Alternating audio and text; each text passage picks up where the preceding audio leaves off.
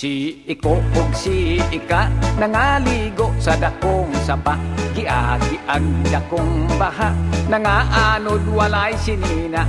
Si Iko mayong mulangoy, si Ika ang makaluluoy, mayo gani kay nakagunit. Si Ika sa kang Iko, gidagsa sila sa pulo, nga way tao nga nagpuyo. Way makaon, way mainom, pulos bato ug way tanom. Si Ika masulukon, si Iko mapahiyumon, kay miabot nung higayon sa hanimon nga talagsaon. Gipanggutom na silang duha, wanay lami ang romansa, nang laom ng ilang mata, ang dunggan nila nipis na. Nagjuwit sila paghilak, apan way luhang nangatagak, ni hukom na lang sila nga maghikog silang duha. Apan unsa bang hitabua, may submarinong mitunga, nagdali sila pagsaka sa baba nga nagnganga. Pag-abot nila sa sulod, nang hilak na pod sila, kay ang ilang nasudlan, baba man sa balyena.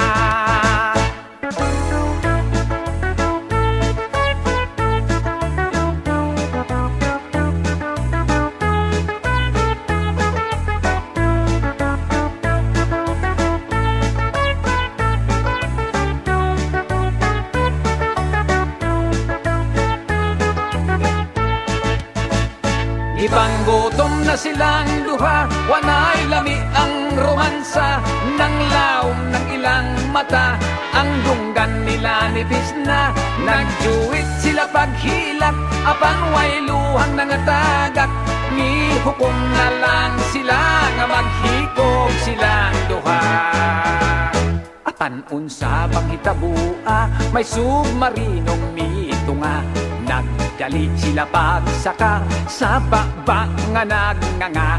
Pag-abot nila sa sulod, nang hilak na pod sila, kay ang ilang nasunlan, baba man sa balyena.